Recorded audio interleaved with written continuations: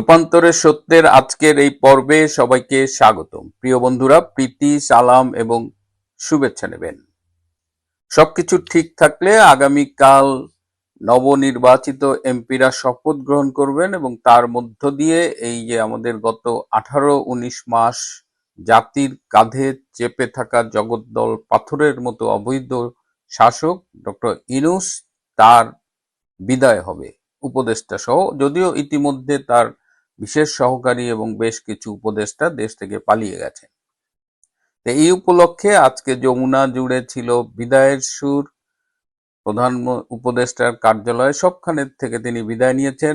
বাংলাদেশের সেনাপ্রধান জেনারেল ওয়াকার খান, তিনি ডক্টর ইউনূসের সাথে বিদায়ী সাক্ষাৎ করতে গিয়েছিলেন এবং সেখানে ডক্টর ইউনূস ওয়াকারের কাছে দুঃখ প্রকাশ করেছেন এবং বলেছেন যে দায়িত্ব পালনকালে আমাদের মধ্যে কিছু ভুল বোঝাবুঝি হয়েছে, সেজন্য আমি দুঃখিত। এবং এই ভুল বোঝাবুঝিটা মূলত হয়েছিল জাতীয় নিরাপত্তা উপদেষ্টা ডক্টর খলিলকে কেন্দ্র করে, যদিও অন্য অন্য সময় তারা একসাথেই কাজ করেছে।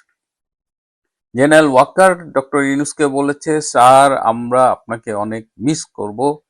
তার উত্তরে ডক্টর ইউনূস বলেছে যে নতুন যিনি যমুনায় আসবেন তিনিও আপনার খুব কাছের এবং আপনি আসবেন, তার সাথে দেখা করবেন এবং তখন অতটা আর আমাকে মিস করবেন না। শোনা যাচ্ছে যে আপাতত প্রধানমন্ত্রী হিসেবে নির্বাচিত হবার পর জনাব তারেক রহমান যমুনায় থাকবেন প্রথম কয়েকদিন, আর কি শুরুর দিকে, যতক্ষণ না তার জন্য অন্য বাসভবন নির্ধারণ না করা হয়। এদিকে আগামীকাল সকাল 10টায় যে এমপিরা শপথ গ্রহণ করবেন, আজকে দুপুর 3টে পর্যন্ত এমপিদের কাছে এই শপথের জন্য কোনো চিঠি বিলি করা হয়নি। কে শপথ পড়াবে এটা নিয়েও এখনো সিদ্ধান্ত নেওয়া যায়নি। একদল মনে করছে সংবিধান অনুযায়ী স্পিকার অথবা ডেপুটি স্পিকারের এই শপথ গ্রহণ অনুষ্ঠান পরিচালনা করা দরকার। এদিকে আসিফ নজরুল এবং তার সমর্থক যারা এমপি নির্বাচিত হয়েছেন, তারা চাইছেন যে স্বৈরাচারের দোসর স্পিকার বা ডেপুটি স্পিকারের কাছে তারা শপথ গ্রহণ করবেন না। তারা শপথ গ্রহণ করবেন আইদার প্রধান বিচারপতির কাছে অথবা প্রধান নির্বাচন কমিশনারের কাছে। একজন এমপি দুটো শপথ গ্রহণ করার কথা ছিল এবার। একবার হলো যে সংবিধান সংস্কার পরিষদের সদস্য হিসেবে, এই যে গত কয়েক মাস ধরে ডক্টর আলী রিয়াজের নেতৃত্বে যে সংবিধান সংস্কার কমিশন হয়েছিল এবং তারপরে জাতীয় ঐকমত্য কমিশন করলেন, জুলাই সনদ করলেন, এখন সেই অনুযায়ী তো সংবিধানটার পরিবর্তন করতে হবে।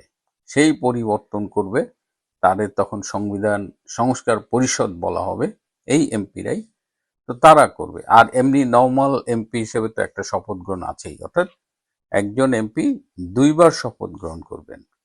এটা নিয়েও বিএনপি খুব ক্লিয়ার স্ট্যান্ড নিয়েছে। বিএনপি বলেছে না, আমরা এমপি হিসেবে শপথ গ্রহণ করব, আর সংবিধান সংস্কার পরিষদের সদস্য হিসেবে যে শপথ গ্রহণের প্রসঙ্গ আসছে, এটা তো আসলে সংবিধানে নাই।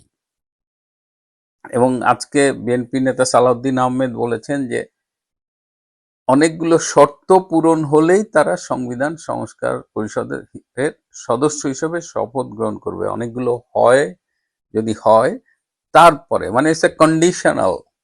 তার মানে অতগুলো শর্ত পূরণ হচ্ছে না এবং বিএনপি মোটামুটি স্ট্রিক্ট যে তারা এই সংবিধান সংস্কার পরিষদের সদস্য হিসেবে শপথ গ্রহণ করছে না। ডক্টর আলী রিয়াজ কিন্তু এইটা বাস্তবায়নের জন্য আজকে সারাদিন খুব চেষ্টা করছে এবং বিএনপি যেহেতু রাজি হয়নি, অমনি জামাত এবং তার যে 11 দলীয় জোট, তারা আজকে বাইতুল মোকাররমের উত্তর গেটে প্রতিবাদ সমাবেশ করেছে। এই নির্বাচন ভালো হয় নাই, এই হয় নাই, সেই হয় না। এবং নির্বাচন যে ভালো হয়নি এটা আমরা বললে তো আপনারা বিশ্বাস করেন না। আজকে ট্রান্সপারেন্সি ইন্টারন্যাশনাল বাংলাদেশ একদম মানে তারা প্রচুর ডেটা দিয়ে বলেছে যে এই নির্বাচনটা মানে তাদের ডেটা ইটসেলফ বলছে যে এই নির্বাচনটা আসলে ভালো হয়নি। তারা র্যান্ডামলি 70টা আসন, যে 300 আসনে নির্বাচন হয়েছে তার মধ্যে 70টা আসন থেকে তারা ডেটা কালেক্ট করেছে এবং সেই ডেটা কালেকশন অনুযায়ী এই নির্বাচনে জাল ভোট পড়েছে 21.4%। ভোটারদের জোর করে কোনো নির্দিষ্ট মার্কার প্রতি ভোট দিতে বাধ্য করা হয়েছে, এরকম ঘটনা ঘটেছে 35.7%। আগেই ব্যালটে সিল মারা হয়েছে 14.3%। এবং মোটামুটি সব এমপি কিছু না কিছু অনিয়ম করছে এবং আরো অনেকগুলা, এগুলো আপনারা জানেন, আমি পুরো লিস্ট দিচ্ছি না, আমি শুধু বলছি যে এই নির্বাচনটা কেমন হয়েছে সেটা বোঝানোর জন্য এই টিআইবির আজকের এই রিপোর্টটা এবং তাদের ফাইন্ডিংসটাই যথেষ্ট। আমরা কি বলছি এটা বিশ্বাস করার দরকার নেই। টিআইবি, তারপরেও টিআইবি কিন্তু বলছে এবার একটা জিনিস ইন্টারেস্টিং, যে ভোটের দিন কিন্তু আওয়ামী লীগ ভোট বর্জন করেছে, প্রতিহত করার ঘোষণা দেয়নি এবং বলটা ছিল ভোটারদের কোর্টে এবং ভোটাররা আসে নাই। কিন্তু টিআইবির এই প্রধান ইফতেখারুজ্জামান বলার চেষ্টা করছেন যে এই নাম বলেনি, বলছে আওয়ামী লীগ ভোট বর্জন করার কারণে এবং অনেক এই তাদের ভায়োলেন্স টায়োলেন্স এসব হতে পারে বিধায় অনেকে আসেনি। বিষয়টা তা না, আওয়ামী লীগ একদম শান্তিপূর্ণভাবে ডাক দিয়েছিল। আওয়ামী লীগ যে অংশগ্রহণ করলো না, সুতরাং এই নির্বাচন অন্তর্ভুক্তিমূলক হলো না, এটা নিয়ে প্রশ্ন কিন্তু থাকবেই। এখন খুব ইন্টারেস্টিং বিষয় হলো যে গণভোট নিয়েও কিন্তু অনেক কথা হচ্ছে। এখন এই গণভোটের বিরুদ্ধে রিট করার সিদ্ধান্ত নিয়েছে বিএনপির একজন আইনজীবী, বিএনপির সমর্থক একজন আইনজীবী।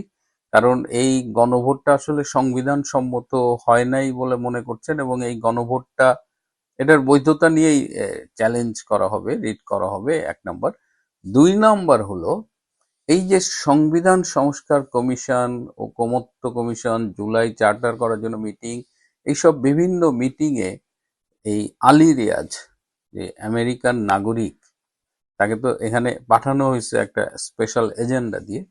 তিনি কিন্তু যখনই বাংলাদেশের রাজনৈতিক নেতারা কোনো বিষয়ে আপত্তি তুলতেন তখনই কিন্তু আলী রিয়াজ খড়গহস্ত হয়ে উঠতেন এবং তিনি হুমকি দিতেন এবং বিএনপির সাথে অন্তত 20 বার তার লেগেছে, অন্তত 20 বার তিনি বিএনপিকে বাধ্য করেছেন তার সিদ্ধান্ত মানতে। এবং তিনি এমনও নাকি বলতেন যে আপনাদের সকল আমলনামা আমার কাছে আছে, আমি আমেরিকা থেকে আপনাদের আমলনামা নিয়ে আসছি, যদি বাড়াবাড়ি করেন সেই আমলনামা পাশ করে দেব, এরকম ভাবে থ্রেট করে তিনি বাংলাদেশের নেতাদের অপমান করেও, শুধু থ্রেট যে না, তিনি তার এজেন্ডা বাস্তবায়ন করিয়ে নিয়েছেন। এই জুলাই সনদ ইচ্ছা মতো করেছেন, গণভোটে অসংখ্য প্রশ্ন, এগুলো সব কিন্তু স্বৈরাচারী কায়দায় এই ডক্টর আলী রিয়াজরা করেছেন। তো এখন বিএনপি তো নির্বাচন জয়লাভ করেছে, এখন বিএনপির কোর্টে বল, বিএনপি এখন এই সুযোগটা নিচ্ছে, বিএনপি এই অপমানের প্রতিশোধ নিতে চায় এবং ডক্টর আলী রিয়াজের বিরুদ্ধে খুব দ্রুত মামলা হওয়ার একটা সম্ভাবনা আছে এবং সেই মামলার প্রেক্ষিতে ডক্টর আলী রিয়াজকে যে কোনো সময় গ্রেপ্তার করা হতে পারে, এরকমও আলোচনা চলছে। সুতরাং এখানে আমাদের রাজনীতিবিদরা অনেক খারাপ, আমরা গালাগালি করি, কিন্তু এই মুহূর্তে বিএনপি আপাতত যে স্ট্যান্ডটা নিচ্ছে, যদি সেই স্ট্যান্ডটা তারা ধরে রাখতে পারে তাহলে সেটা অবশ্যই তাদের প্রশংসা করতে হবে। এবং বিএনপির ভেতরে একটা বড় অংশই চাচ্ছে যে তারা সংবিধানের বাইরে যাবে না, তারা সংবিধান মেনেই শপথ নেবে, সংবিধান মেনেই তারা সংসদ পরিচালনা করবে এবং সেটা করতে গেলে এই জুলাই সনদ, গণভোটের হা ভোট, এগুলো কিন্তু অটোমেটিক্যালি বাতিল হয়ে যায়। তো সেই পথেই যাচ্ছে এবং ঝুঁকির মুখে, গ্রেপ্তারের ঝুঁকির মুখে পড়েছে এই বিদেশি এজেন্ট ডক্টর আলী রিয়াজ। এখন দেখা যাক কি হয়। কালকের সংসদ সদস্যদের শপথের দিকে সবাই তাকিয়ে আছে, এই জটিলতাগুলো কাটে কিনা। তারপরে তো অন্যান্য বিষয়গুলো আছে, সেগুলো অন্যদিন কথা বলবো। আজ এ পর্যন্তই। ভালো থাকবেন, সুস্থ থাকবেন, তার চেয়েও জরুরি হলো নিরাপদে থাকবেন। সবাইকে অনেক ধন্যবাদ।